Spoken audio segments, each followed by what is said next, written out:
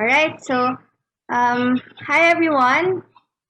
Thank you for joining us today on our second We Speak event. And before anything else, I'd like to introduce myself. I'm Johanna Brillantes, Program Manager at Villgro Philippines. And today we're going to talk about mom guilt.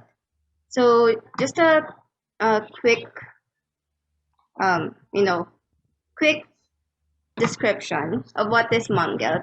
So it is a mom guilt is a feeling of not doing enough, failing or falling short as a parent. So that's just one of the few descriptions um I found because I don't think I haven't experienced that not being a mom myself. But luckily we have guests today who are mom entrepreneurs who will share their experiences about their own shares of experiencing mom guilt. And yeah, so let me just quickly introduce our guests for today. So first we have Greg Perez. She is director at Exchange. We also have Joy Balmaceda de la Cruz, co-founder and VP for partner engagement at Sustansiya. We also have Jojo Gumino, who is a co-founder at Agrabah Ventures. Mitzi Sabando, CEO and co-founder at Thinker House. And lastly, we have Cherry Murillon, CEO and founder of CAWIL.AI. So thank you everyone for joining us today and for really carving out time from your busy schedules to talk about, mom guilt.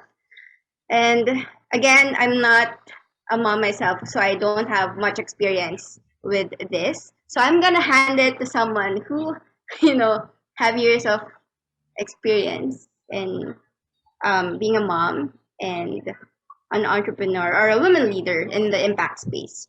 So let me welcome Greg Perez. So Greg, please take the floor. Thanks, Yo. Really happy to be here, and really looking forward to having this discussion with these great women entrepreneurs who are also moms.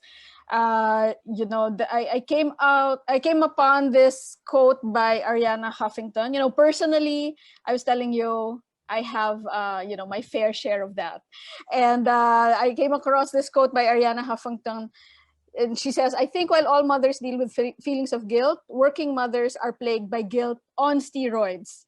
And so, it's times 10 or whatever it is, right? So, by way of introducing also the panel and getting to know you better, would love to hear your thoughts. Is this universal? Is it just me? Is it real for you? And maybe you can also tell us about your kids, how many kids you have, and then maybe jump into your thoughts coming from that quote.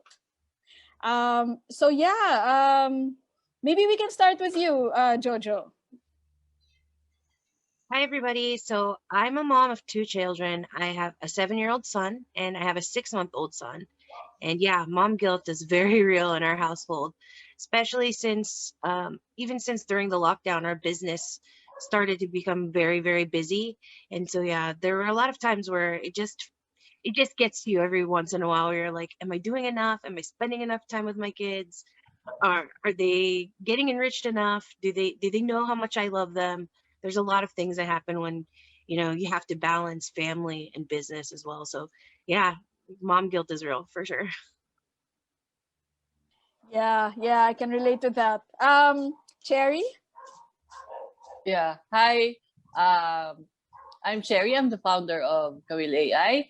So basically, I have a daughter. I only have one child. So she's 18 right now. So she's helping around with my admin works. But yes, when she was young and I was really into the corporate world, mom guilt was there because I have experienced that my mom got sick and I was not there because I'm into sales and marketing and I go around the Philippines. So like I was in Palawan and she got sick and like I need to fly back ahead of time just to be there and really take care of her. So looking back right now, it's good that what I can say is I have trained her to really handle herself, especially now that she's already a teenager. So luckily, maybe I survived that mom guilt before. But of course, even though she's 18 right now, I'm still here for her. So yeah. Yeah, they'll always be our babies. So Yes. kind of in some way, the mom guilt is still there. And yeah, I also have kids. My eldest is 26, and then I have a 20-year-old, and then I have 7-year-old. So even for the 26-year-old, it's still kind of there's still a guilt, different kind of guilt, but still there. Yeah, Mitzi, what about you? Hi, so I'm Mitzi. I'm the Chief Everything Officer of Tinker House. I have 4 kids. I have a 16-year-old, a 14-year-old, a 10-year-old, and a 7-year-old. But yeah, mom guilt is, I can definitely agree about it being times 10. I feel like for me, it's kind of like times 50 because was actually inspired by our kids. So I was a work at home mom for about 12 years before we started Tinker House. And we actually started it because we did a lot of science and art and like play activities with our own children at home, and we saw how happy it made them and the effect that it had to them. So it was them who turned us into believers into the power of experiential learning. And so we had this great idea that maybe we should share it with other parents and kids, but of course that came at the cost of our own time with them. So I think, prior to the pandemic, for about 1.5 years, I was barely at home, and that I've never left home without my children before. Like I would take them everywhere with me. But then because of the company, I spent a lot of time away from them, and it became so paralyzing at one point, the guilt and the sadness. So yeah, it's really times 10 to times 50. Thanks for sharing that and being, so candid. This is a safe space, and we've all experienced that. Joy is also on the call, right? Joy, would love to hear from you also. Yes, guys. Hi, I'm here. Sorry, I just cannot turn my video on because I'm traveling. But yeah, I have one daughter, and she's about 22 years old. She is currently in college back in the US. So talking about mom guilt, the hardest part, especially this pandemic, is that I haven't seen my daughter in more than a year. And we were able to travel every 6 months before, but as a working mom before and as a business owner, I've always been assigned to go and travel in so many different places, like almost 12 months in a year. I'm always traveling. So my daughter grew up um, mostly with my husband, being more present. And mom guilt is when I feel like my daughter is actually closer to my husband, and she can actually talk to my husband more on personal things than being more open with me. When they're at that age, those times where they have boyfriends and stuff like that, she can never talk to me about it, but she can always talk to my husband more comfortably about certain things. And that's where I feel guilty. I feel like I was never there for her.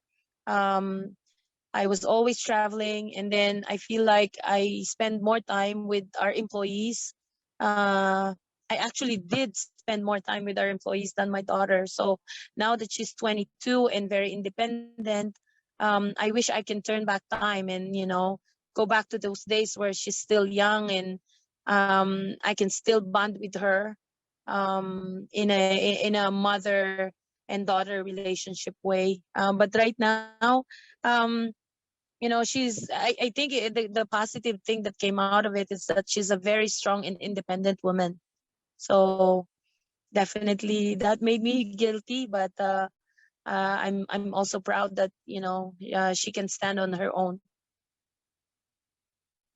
Thanks, Joy. I think, really what's common from all our experiences is it also, it's real because also of the expectations we put on ourselves. We expect to be our daughter's best friend. We expect to be there for every, recital or whatever it is. So, kind of curious, how do you see the role of fathers? I don't know if there is such a thing as dad guilt, right? But kind of, and this is one of the things that women have to grapple with every day.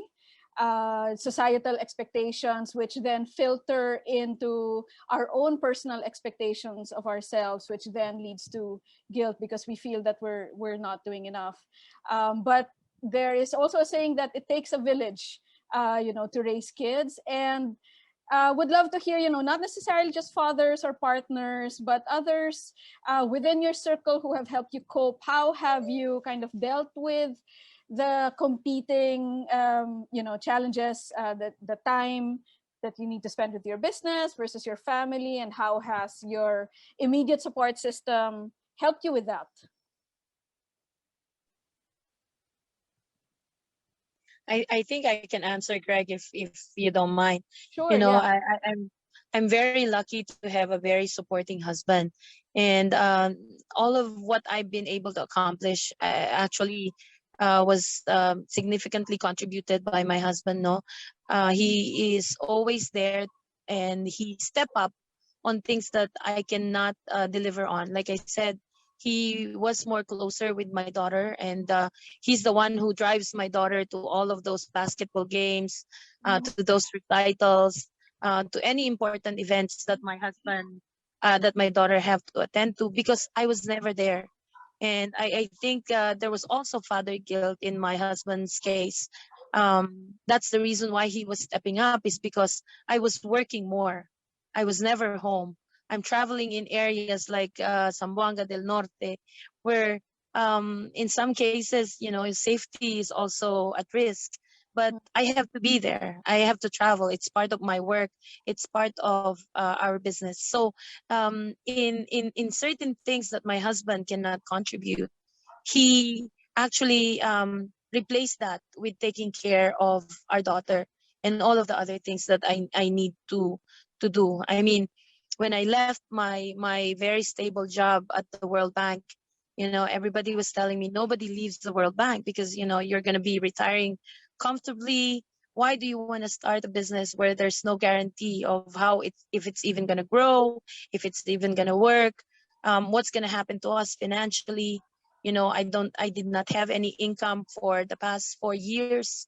My husband was the one that was making just enough to get us by why I work on this business. He was very patient enough to say and accept that, okay, we're going to have very limited income, but we're going to do this so that you can be more successful on that business that you are trying to do. And I don't spend time with them. I don't spend enough time with my husband, but he's always supportive in a way that he understood my advocacy and he supports my advocacy. And that is the biggest thing that made this whole thing successful for us is, he supports what I love to do. And this is my dream. And he's always behind me, pushing me in achieving this dream. That's great to hear. That's great to hear. Yeah. Yeah. Sherry, Follow Jojo, up, yeah. yes. Sure, please. For me, it's my father, the lolo. So when my daughter was younger, uh, every time I go out or I go traveling, it's my father who really makes bantay of the baby and the yaya. So yeah, although my father is already gone, so I always look back that given the chance that I could have shared more time with my daughter.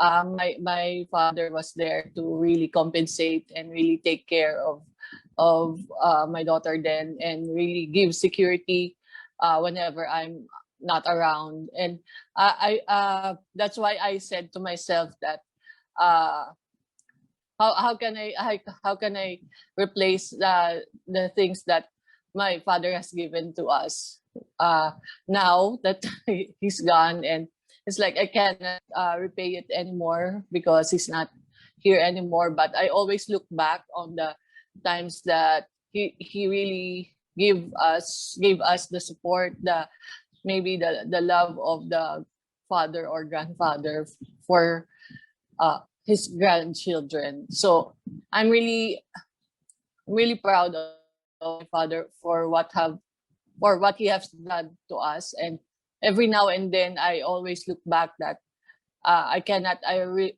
replace that time and love that he has given to me and my daughter. So yeah, everybody needs someone to lean on, and for me those times when I have this mommy guilt, it's my father who really gave us the boost and really made me feel confident and secure in taking care of my daughter. So yeah, it's good to think about it every now and then.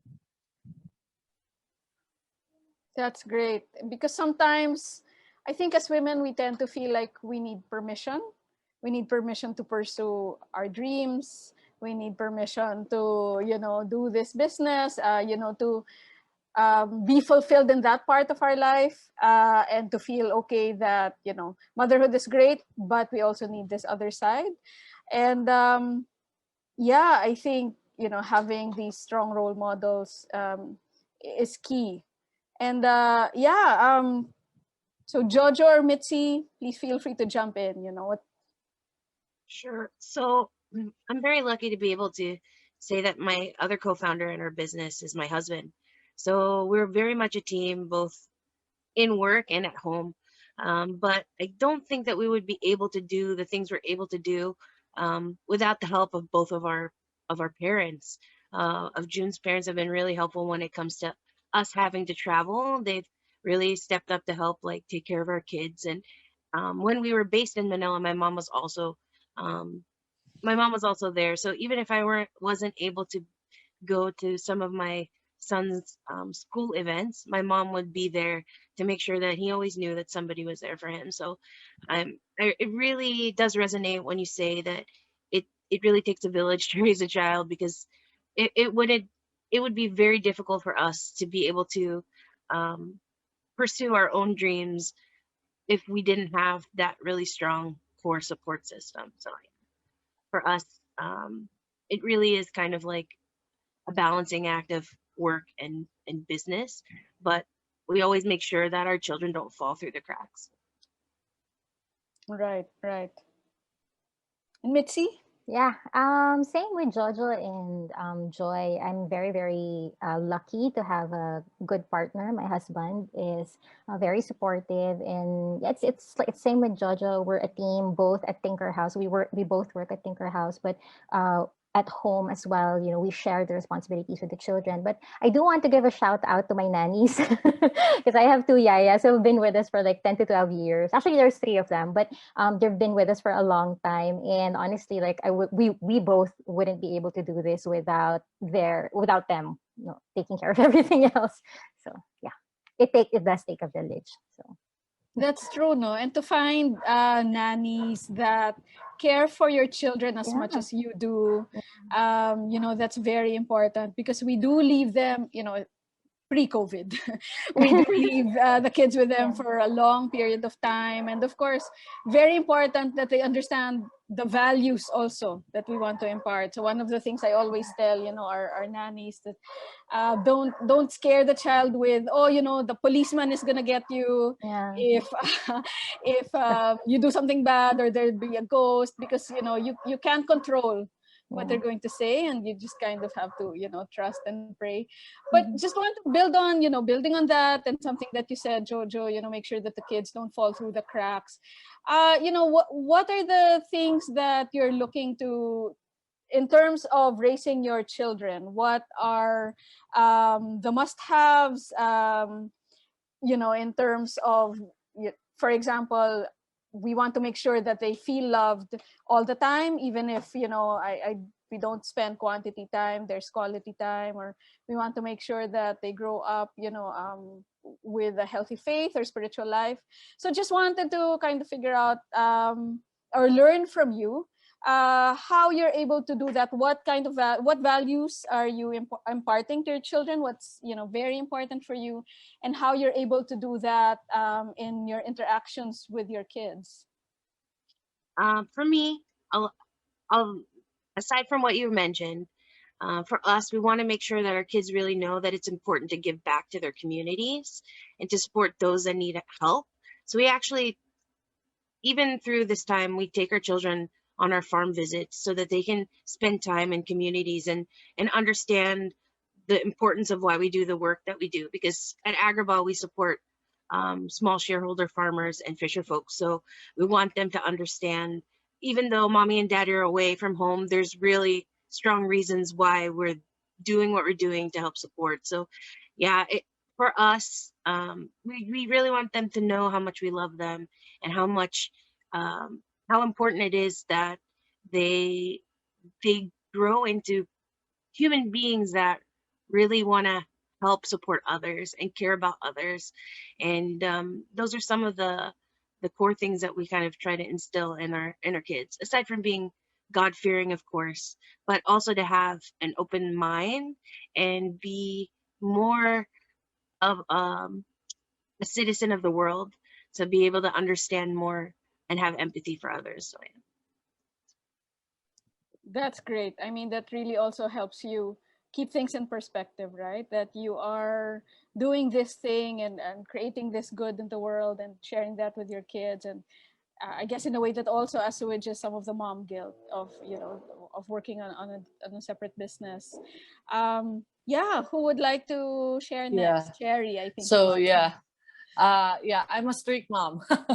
So since my daughter is like, she's grown up now, she's 18 and all, but through those times, during her adolescent times, I already made a point to really be on the stricter side, because I know that who will tell her the right and the wrong things other than me. So I have maybe I guided her along the way. That's why she already knows how to really manage her time and really look into the side that I need to grow up and really take care of myself. But during those times that I'm training her, I always tell her that always choose the good side, no matter.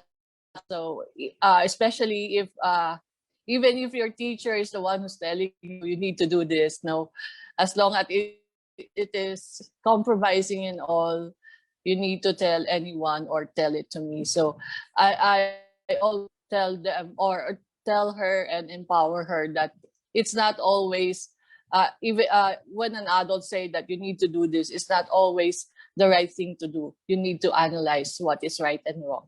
And so I taught her to be more God-fearing, to be biblical in her decision. Like if you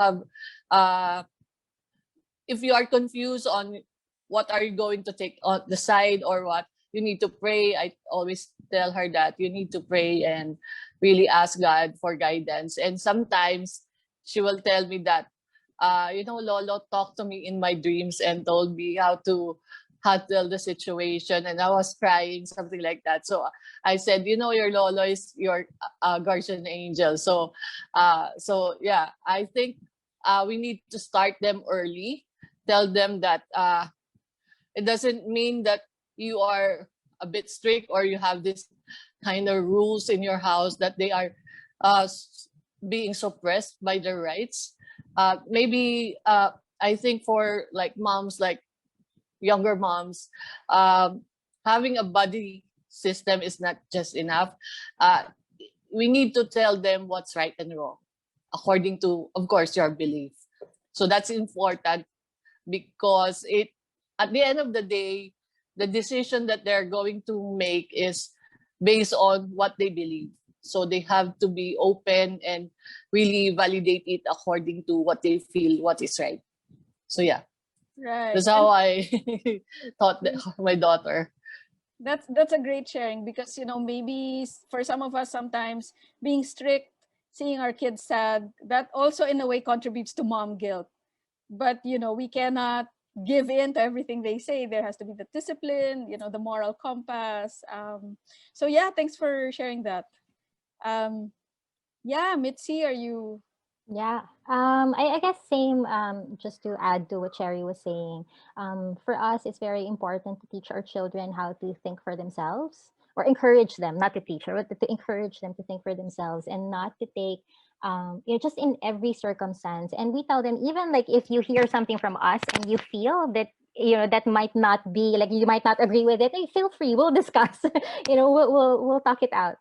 You don't have to accept everything that's being handed to you. So that's number one. And then number two, just really kindness to themselves. Be kind to themselves and to other people. I don't think We don't believe that you can. I mean, I think it's hard to be kind to other people if you can't extend that kindness to yourself. So yeah, that's. I think those two things are top of mind. Yeah, yeah, absolutely. Joy?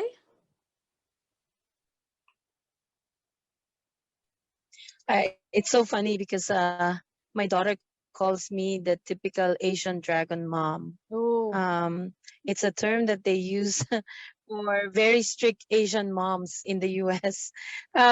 Although I'm most of the time I'm traveling, I'm very strict. I lay out rules, and I lay out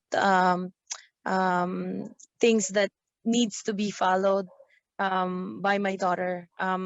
I make sure that she is well disciplined enough to get all of her work done, that she understands the value of integrity, and she understands the value of honesty, and um, really making sure that everything that she do will not hurt anyone. So that was very difficult to implement, no, to instill the discipline while I'm absent, and just doing it over the phone or over video calls. But I'm just proud and happy that maybe because she, both me and my husband are also Filipinos, even though she's in the US, she still was able to carry over the traditional way of uh, Filipino discipline. mm, So I'm very proud that she's really doing well academically, and she's well disciplined. If she put her heart and mind into something, she really will make sure it will be delivered. And of course, she to value the importance of what we do.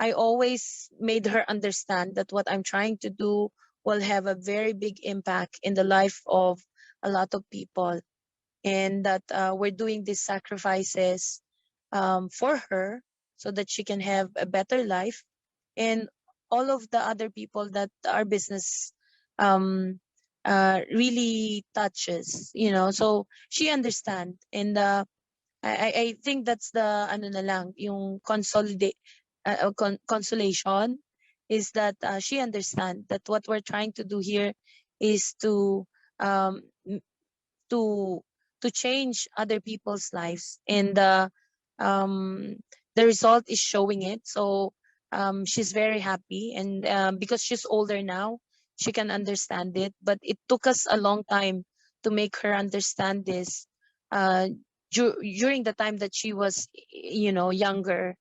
But I think it helps that my husband was always there, always reminding her that I'm working hard for them, and she realizes that, and she sees that my hard work allowed her to, go to the good schools that or to go to a good school that she wanted to attend, afforded her all of the things that she has, and so she valued that. And I think it was the best achievement I've ever accomplished is, making sure that my daughter grows up to be a how do you say it, a really good person.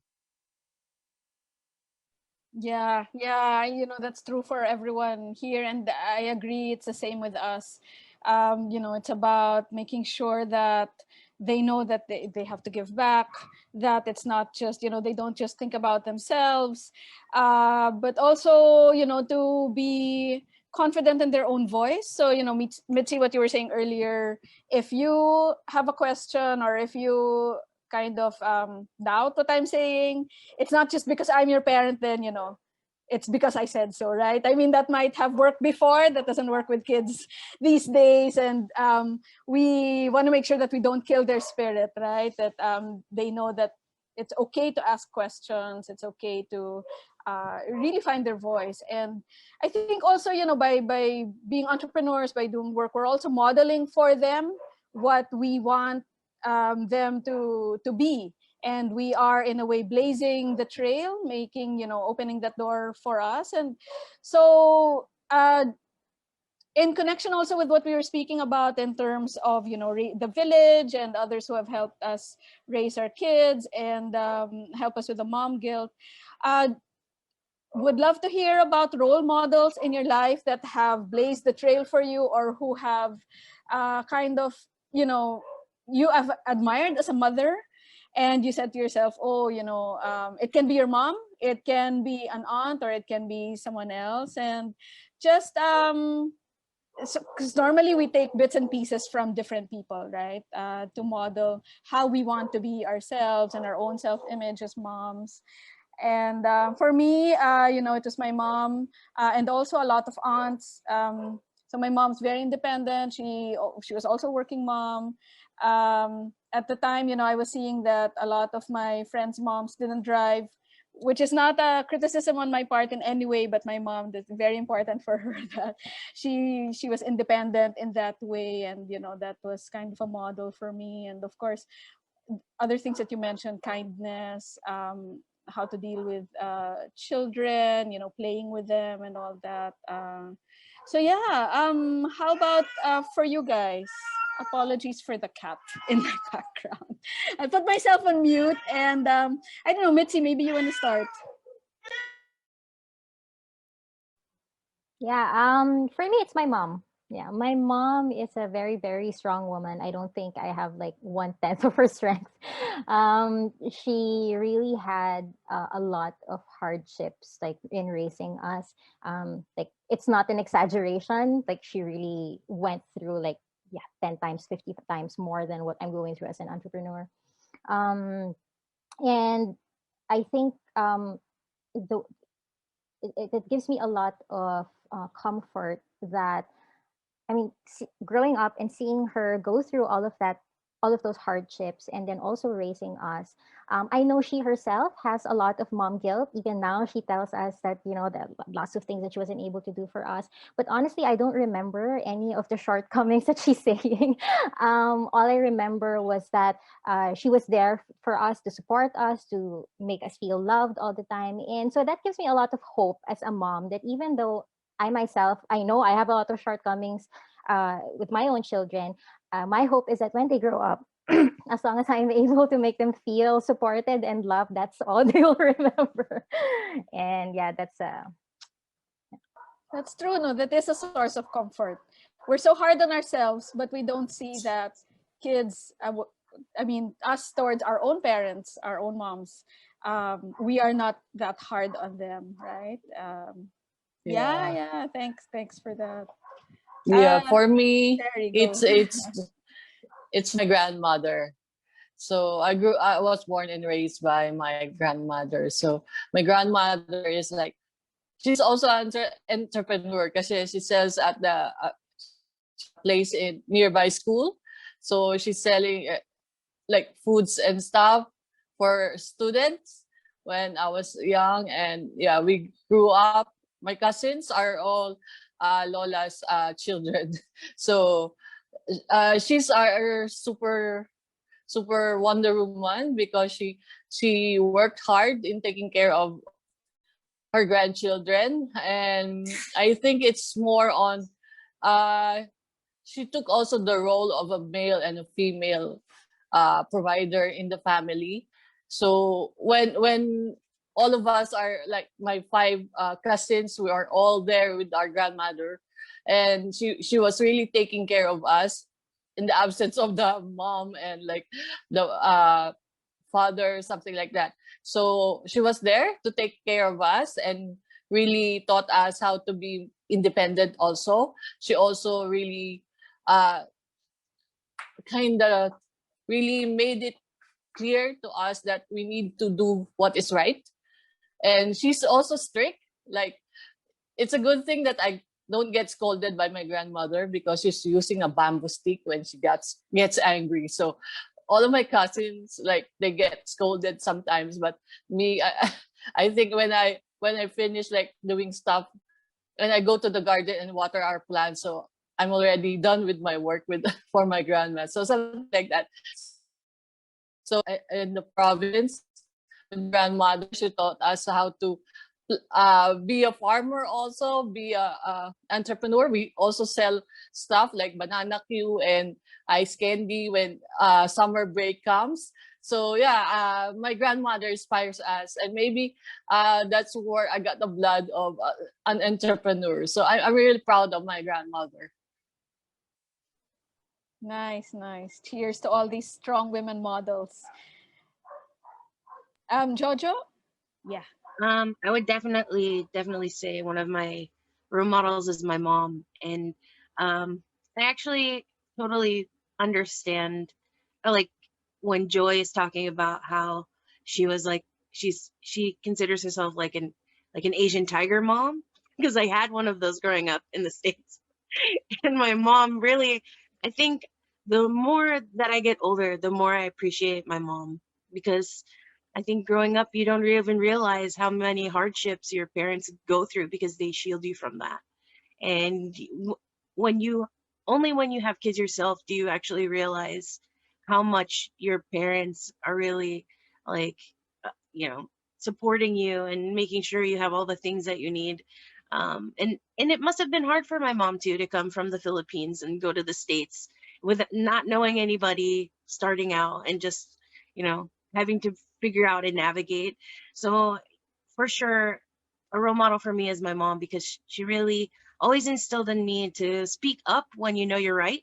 If you're not right, you shouldn't really, you should back down. But if you're right and you know you're right, you need to have a strong voice. So my mom has always instilled that in me, and she's a very strong woman. And I sometimes what I realize is when I'm parenting my kids, sometimes if I speak, maybe sometimes my mom comes out of my voice. I don't know if any of you other moms feel that, but sometimes I speak and my mom is there and I go, oh, I sound just like my mother. So, Right. for my mom, for me, really, I have had a much bigger appreciation for all of the things she's done for me as I've gotten to become a mom myself. But for sure, she's been one of the biggest role models in my life. Right, right. And they are the voices in our heads, right? Joy, do you want to share?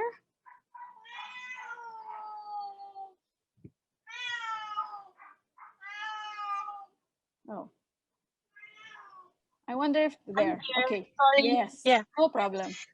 Um, the biggest role model for me was my grandmother.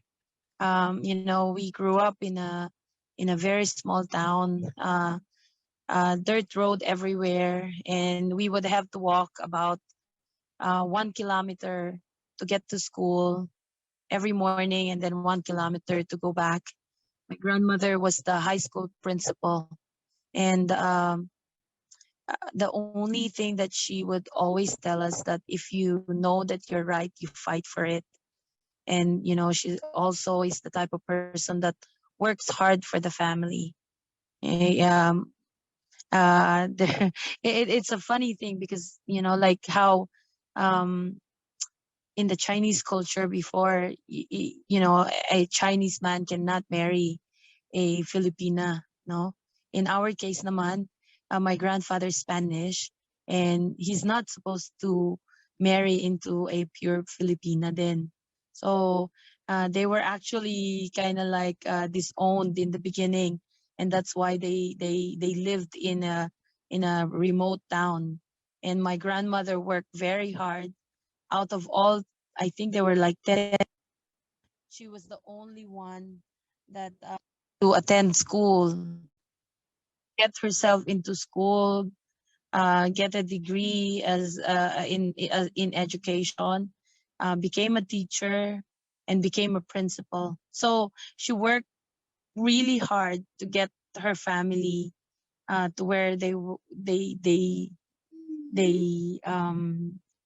and because the only thing that my grandmother would always tell us is work hard, work honestly, and keep that integrity. You just don't sell yourself short to anyone, and you know what you're going to be capable of, you know what you can achieve, and you fight for it. And that's the way that I had my outlook in life since I'm a kid. We work hard, we work in agriculture, i- i- and that's why I fighting for this advocacy. So it's always been that grandmother. Yeah, yeah, that's nice to hear. And I think one common thread, in all our stories is that, it's clear to us our why. And I think every day we have to make some tough choices, some big choices, some small choices, but always it comes down to, is this good for my children? Is this, will this get me to where I want them to be, how I want them to grow up? And so, tiger mom or not. But given all that and some of the choices that we've made, maybe a recital that we really, really couldn't attend, or maybe, yeah, like Joy, the time apart with your child. Um, are there any regrets knowing what you know now? Would you do the same thing all over again, or would you change something? If you had, and kind of, I guess, a related question, if you had, for your daughter, what would be the advice? So, sorry, that's a two-part question, but again, this is a free-flowing conversation. So yeah, first part, any regrets? And then second part is, what advice do you have, for other women entrepreneurs out there, for your own daughters? Yeah, I can start with that, sure. Greg. Um, Regrets? I wouldn't say regrets, but I just wish I could have spent more time with my daughter during her younger years. Where when they're younger, they're more clingy. They hold on to you, they kiss you, they hug you, and when they get to the teenage part, all of that uh closeness, clinginess, they kind of like disappear, and you miss that as a mom. And um it's something that you want to bring back, but then there's that awkwardness na din. uh but I think in my case, like I said, not really regret, but you just if I could have planned it differently, I could probably have chosen to manage my time better and maybe started earlier, because back then I didn't believe that I can achieve what I was able to achieve. I was also always questioning whether I will be able to make it or not. I will be able to make this happen. I should have not doubted, and I could have started earlier, and I could have done things better.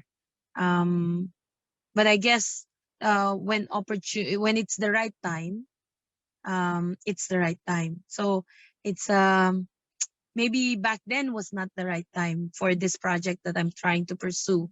But now, having even a very strong support system, like having Villgro, having all the other partners that we have, um, that's the reason why everything um, is kind of like falling into the right place at the right time. But like I said, if I could have done this earlier, if I could have believed in myself earlier, um, I think we will be in a better position, and I would have not missed so much of my time with my daughter. Thanks, Joy. So would it be, I guess, kind of fair to say that the advice is believe in yourself more. That I guess you are stronger and more capable than you think you are, and that this is Yes. something that you can do. Yes, I mean, you know how we're so critical of ourselves. You know, you criticize everything that I do. I always reanalyze every day, and I'll be like, Could I have done it better? Could I have it? Could I have done it in a different way?" Um, and so I'm my biggest critic. So and I think that's a big mistake that I have done in my life. But you know, I always hear my daughter say whenever somebody talks to her, "What do you want to become when you grow up?" When I was a banker, my daughter's answer is always, "I want to be like my mom. I want to be, I want to do the same thing that she does." And then sometimes I look at the hardship that I go through, and I always tell her like, "No, you don't want to be like me." And it's like I'm working so hard so that you can take a different route in life. I'm working so hard so that your life would be more comfortable than the life that I had. But I think that's also a mistake because you know I am who I am because of all the hardship that I've gone through, and I value a lot of things because of the hardship that I've gone through. And maybe the right thing is to allow her to experience some of that hardship, to open her eyes to the hardship of the other people, that so that she can value things a lot better. Right, right. We can protect them from everything, and that's another source of mom guilt. Yeah. Cherry. Yeah, I agree with Joy. Actually, I think it's not regret. It's like thinking you've done better, or you made a better decision earlier on time, because through the hardships, and like I always tell myself that if I didn't really enter the entrepreneur, actually maybe it's my nth time doing new stuff in entrepreneurial side. But I always tell myself that I will retire early so that I can take care of my enjoy my life, and like enjoy my kid and see her grow up and all. But maybe time calls that you need to still work, and you need to build this not just for yourself, not just for your kid, but for other people. So I think if I've done it earlier on time, maybe because I can have more time also with my daughter and myself. But I don't have regrets, because I think, as God said, there's a time for everything.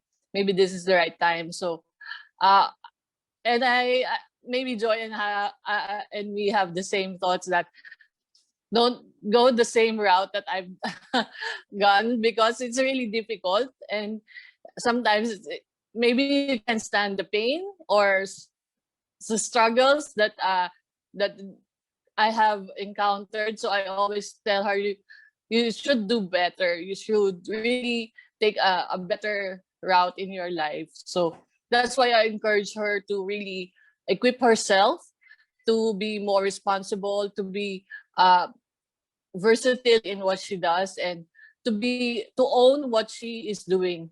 Because if you don't own it, of course you lose it. So when you be responsible, when you become responsible, you should own it and take care of it. So that's what I want to impart to my child, and I really want her to take the different route. So yeah. Right, right. And maybe that's another facet of mom guilt. So, you know, from our discussion from this short period alone, different mom guilt has shown up, reared its head in many different ways, including, am I, preparing my child for the best possible future, steering them in the right direction. Thanks for that. Yeah, Jojo. Well, I guess when it comes to regrets, what I'm thinking is really I could have probably jumped the ship to being an entrepreneur sooner. But in myself, I was just very focused on trying to like grasp corporate corporate life, like in your corporate work, And I was thinking, I, I know if I work hard and I do all of these things, I'm going to continue to excel. But really, if I had started earlier, I would have been able to spend even more time with my kids because I would have been my own boss. So now these are some of the realizations that I'm having now when I finally did jump over to being full time in my business, is like, oh, I can actually figure out and determine what my day looks like. So if that means I want to spend my morning with my son, I can do that. I can go to the school events. I can spend more time focusing on his education if I want to. So maybe if I had started earlier, even I could have done that. But at the same time, looking back, I really don't have very many regrets because a lot of the struggles that you go through in life really make you a better person, and your children are already seeing like and realizing those things from you and your experiences. So I hope that like when my sons get older, they really see that their mom really worked hard, and that if you work hard you can achieve so many things as long as you put your mind to it. So yeah, I think a lot of the times it's more like, um if you know you want to go for something, go for it. And if you're right about something, speak up about it. So Right. those are the things that I think, I really most want to instill in my kids. Right, right. And I think also it's empowering to know that you can craft the life that you want. If you want to wake up at 9 in the morning or whatever it is, or be there when your child wakes up, then entrepreneurship also, maybe provides that avenue. Yeah, Mitzi, how about you? I guess same. I wouldn't really call them regrets because you make the decision. You make your decisions based on your current situation at that time, and we all try to make the best decision based on um, the opportunities we have. But as for an advice to other women entrepreneurs, can I address the question that was sent through Facebook? Because there was a yeah. Okay, so Liza, hi. Perfect I segue. remember you. Yeah. um, yeah. I think if you want like really something really tangible, that maybe, but this is something that I do. I because I know that I don't have a lot of time to spend with my kids, like especially during seasons where work will get really hard. I do know that there are some days that I only get like 5 minutes or 10 minutes with each child. So I try to bring a lot of like intentionality towards that 5 minutes or 10 minutes that I have. So maybe like I have a lot of notes wherein I put in like my wish list of things that I want to talk to, like topics I want to talk to about my child, messages that I want to tell them, advice, and like just little things, anything that can create meaningful connection with my children. So Liza was asking something because she's an educator and she's also homeschooling her children, but her question was, how do you deal with mom guilt, like being an educator and not being able to apply what you know to your own children? And I really do feel the same way because we are in kind of the education space, and I'm homeschooling my children, but I'm also not able to let my children experience everything that we are doing. um, and I think it's just it's what's helped me is to have that kind of bag of tricks ready, like quick tricks that I can pull at any time. Like if I have suddenly like 2 minutes with you, and we're watching TV or something, I'll pull from that bag of tricks like a question, like what do you think about this movie, or try to turn it into a teachable moment. So you have to always be like aware of those moments where you can kind of marry your bag of tricks in the situation at hand. And yeah, so that's kind of what I do. And for me, so you have Liza has a 5-year-old and a 3-year-old, and I have like a 6-year-old, 10-year-old, 14-year-old, and 16-year-old. So I'm kind of ahead a bit. But I think what's really worked so well is that I the way I see it is that children they only speak in the currency of time and affection. That's how they measure your love and also their self-worth when children are very young.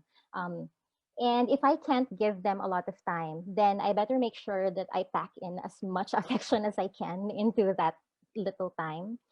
And so yeah, I think it's all about crafting that, bag of tricks where how you can maximize those little moments that you are able to give to your child. So that's all. That's great advice. Cherry, the question was Yeah. also addressed to you. So yeah, I think I remember Liza maybe in some conversation, because I think I did mention in that event that it's more on because I'm also a teacher in a way. I took up teaching, so I took teaching for my child, but I'm homeschooling her until now. So what I do when she was younger is really kind of do activities together, especially on a Saturday and Sunday. So we cook breakfast together. She prepares table and all. So I teach her how to make coffee, something like that, and we share. It's like taking the most time out of it. So we share everything together. Actually, we go shopping together, and we buy food together. So those little times that we can spend together is really feeling in the mommy guilt. Like uh, I'm sharing this valuable time, even though it's like 1 hour, 2 hours, something like that. So when we have time together, we really spend it like, okay, this is our time. We need to enjoy it. Even though we really don't go out that much, it's like, okay, this movie night. So this is we play this Scrabble and something like that. More on the board game. She likes board games, but I don't play chess. She likes chess. I do Scrabble, something like that. So those times that even one time she told me, I'll teach you how to play chess, but really I'm bored. So I told her, let's just play Scrabble, something like that. So for Liza, what I can say is, as an educator, we have a lot of things or stuff to share with our child, but we don't want them to get bored and feel fed up of school and something. So we want to really, the way that we spend time is more on the happy moment and not really more on teaching this and that. We need to enjoy each other because those memories are really important, and that's a treasure to them. So they will always remember you that you spend time with them playing this, you spend time with them doing gardening, something like that. So make it memorable for them, even though it's like 1 hour or half a day. Make it memorable for them. So yeah, that's all I can say. That's true. No, they remember these things. My daughter, she loves to go with me to the supermarket. Heaven sa kanya. And so that's one of our bonding moments. And she feels the same way about National. So yeah, even simple things like that. But the question was to Chair and Mitzi, but I think it's applicable for all our panelists. So maybe Jojo and Joy, you can also share. So how do you deal with mom guilt? I have to continuously remind myself that I should also have like self-love when it comes to that, and be gentle with myself, because a lot of the times it's just, even as I think all moms have that, where they're just constantly asking themselves questions about, like, am I doing enough? Is it really enough? I'm not sure. And then you have that insecurity sometimes, but I think when you really look at it in the situation, if as long as you make sure your children know how much you love them, and that you're supporting them, then at the end of the day, that's really all that matters to them. So to beat yourself up all the time about it, it's counterproductive. It's better for you to be a little bit more gentle with yourself, or at least remind yourself to be gentle with you, because it's a constant battle as a mom, especially with all the mom guilt. True. Joy? How do you how do you compensate now? That's something that I always laugh about, because sometimes I feel like my daughter would always just call me and remind me she needs money. Sorry. But no, I mean, I compensate by making sure at least I spend uh, time to talk to her. And maybe over the weekend, and then I make sure that she feels comfortable talking to me about things that are important to her. Things that,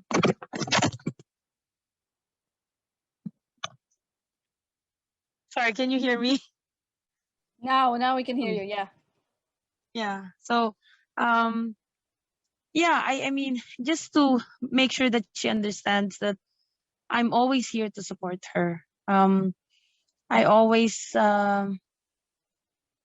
make sure that, she also gets the things that she would need to be successful. Give her the tools that she needs to be successful. Allow her to be independent enough to experience things so that she can learn from her mistakes and make the right decision. I think it's not 100% freedom, but freedom to really experience life on and be independent. And if she makes mistakes, the only thing that I always tell her is that don't be afraid to make mistakes, because if you make mistakes, it's not the end of the world. I will be here to help you to rectify all Exactly. those mistakes, and I will be here to support you until we rectify those mistakes. But making mistakes would not be the end of the world, because in the US, and in our community, there's a lot of pressure for kids to become successful, and the pressure sometimes is something that the kids cannot handle. I know a couple of our friends, they tried taking their lives, and they go the wrong path.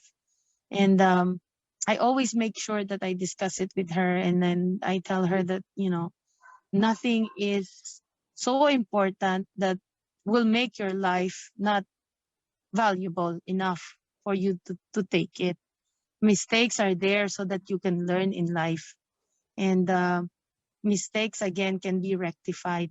There's no mistakes big enough that you can't rectify it. So that's the only thing that we always tell our daughter. We encourage her to be independent. We encourage her to learn.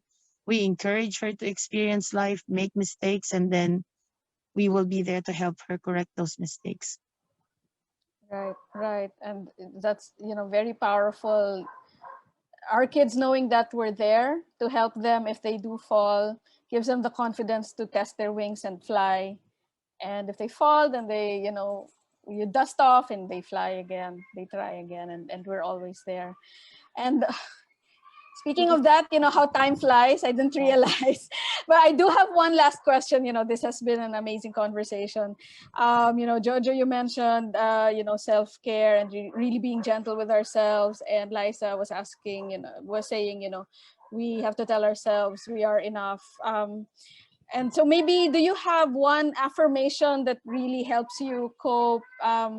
For me personally, just to kick that off, I went through this exercise where I had to speak to a future self and a future person. And that future person that I chose was a grandchild who, in that meditation, in that experience, in that meditation said to me, you are enough and I see you, and that I appreciate all that you do. And so, Mitzi, it's related to what you were saying about the kids. We don't really see that, right? And the currency is really time and love. And so, yeah, do you have like a mantra or an affirmation that you tell yourself, apart from what you've already shared, that gets you through the day? Yeah. Sorry, I will respond to this, Greg.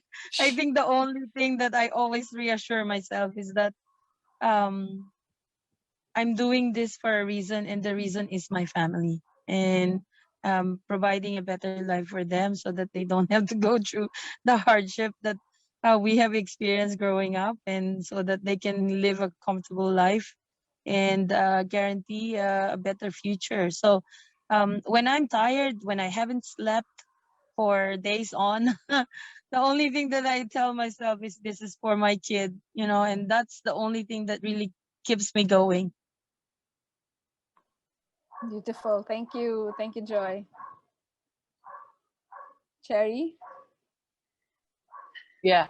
My mantra is like, yeah, keep moving forward, even though if there's a lot of challenges, and of course we do it with conviction also, because we can move forward when we are doubting ourselves. So for me, I need to be firm in my decision. It's what I always tell to my daughter also. It's not just later na lang, or I don't know what to do now, or what's so uh I think that's the problem of Gen Z, or what they call themselves. But I want to see the future, that my daughter, or seeing her taking care of her family, and like living the values that I taught her, and having uh giving part of her life to others. Because everybody's doing the same thing over and over again. So I always tell her to be different, do something different. And uh, she always asks me also, uh, she calls me nanay. Nay, bakit iba yung ginagawa mo sa iba? So I tell her it's because everybody's doing it, and I don't want to do it over again. So I'm doing a different stuff. So something like that. It's I said to her that it's my calling. So I need to clarify that it's not just I want to do it because I want to do it for money and all of those stuff, because I want to have a value and share the value of it to me and my kid and the next generation. So I stand firm on what I believe. I teach her that also, and yeah, that's what I look at in the near future, that she can adapt it from me. So yeah, thank you. Yeah, yeah. Being true to yourself, that's a gift to our children, right? Thank you. Who's next? Mitzi? It's just again on the topic of being kind to yourself. I think that's the mantra that I tell myself every Yeah. day. And Liza also mentioned in her comment that, aside from telling ourselves we're enough and we're doing fine, and that doesn't work often. And yeah, I know. I mean, definitely, I can relate to that. That sometimes like, you really feel it, right? You really feel that you aren't doing enough. But it's something that you. I always try to put like um, to put on top of that is that I have to, our kids are always watching us, right? And so I have to believe that. I have to model that I believe that I am enough. And I have to be kind to myself, forgiving of myself on my shortcomings, because my children are seeing that. They're watching me and they know if I'm not walking the talk. And, it's, we, it's we have to learn how to model to our children what we want them to learn. So if we want them to grow up to be kind to themselves and also be free of future guilt for not being perfect, and then we have to do that for ourselves first. So yeah, I think that's how I cope with mom guilt. That's what I keep telling myself anyway. Absolutely. That's something we all need to remember. And yeah, Jojo, final thoughts. I think it's just a constant thing where you have to continuously tell yourself, you don't have to make decisions right now. You can take the time to think things through before you move on to making a decision. So for me, a lot of the times you get inundated with this mom guilt and you're like, what do I do? How do I fix this? What am I going to do? But actually, if you just take the time and give yourself a little bit of room to breathe, then you'll be able to make better choices. So I think for me, it's just slow down, breathe. Things will look better if you just take the time to, relax first before you inundate yourself with more inputs. So, yeah, I think if you're a mom and you have all of that mom guilt, just take 10 seconds out of that time, just take a long deep breath and remind yourself you are enough as a mom, and they will love you because they're your kids. So, Absolutely. Yeah, very important to pause and think, with all the pressures that we have, everything, it's like we're in a runaway train, right? But we do need to stop and think and breathe. And maybe lock ourselves in the bathroom for 10 minutes and not have the kids come in, right? story. That's our safe space. And cry. And for a cry, bit. yeah, cry to ourselves. And then, be ready Make to sure the face door's locked. exactly. And then be ready to face the day again. Ladies, this has been wonderful. Thank you so much for sharing your experience, being so candid, and for sharing how you cope. I'm sure this has been, very helpful for all the moms out there. Yeah, and happy to be here. Over to you, Yo. Yes, thank you so much, ladies, for joining us today. So I think before I end or we end this Facebook Live, being on the other end of that mom-child relationship, sometimes for me, most of the time, if not sometimes, I really don't. Sometimes I don't see. We don't see the mom guilt, right? The guilt that our mothers are experiencing, but I think as a child, we should. I mean, talking to sons and daughters out there, we should show appreciation to our parents, to our moms, and really just even a small gesture, just saying, I love you, or I don't know, even just making them breakfast, getting them coffee, whatnot. I think by doing that, it eases the guilt a bit. And hi, mom. I don't know if you're watching, but I love you. So there, I think. Lastly, I don't want to share my screen anymore, but thank you again so much, ladies. Thank you for being open and vulnerable and talking about your experiences Thank with you. mom. And really happy to have heard that discussions. I really found um, more appreciation to you, mom entrepreneurs, mom leaders, and really happy to have met all of you. And so, again, before I end, I just would like to share that we'll be having our another We Speak event next week, and we're covering pandemic anxiety. So I hope that all those who were able to watch will be able to join us again next week. And another event is that we're having Impact Happy Hours on March 25, 5 p.m. onwards, where we're talking about gender financing gap and also launching the We Rise community that Villgro has been developing for the past few months now. So I guess that's it. Thank you, everyone, and Thank have a great night. you. Thank you. Thank you so much, Jojo. Bye-bye. Thank Thanks, you. guys. Bye. Bye. Enjoy. Thank you. Bye. All right.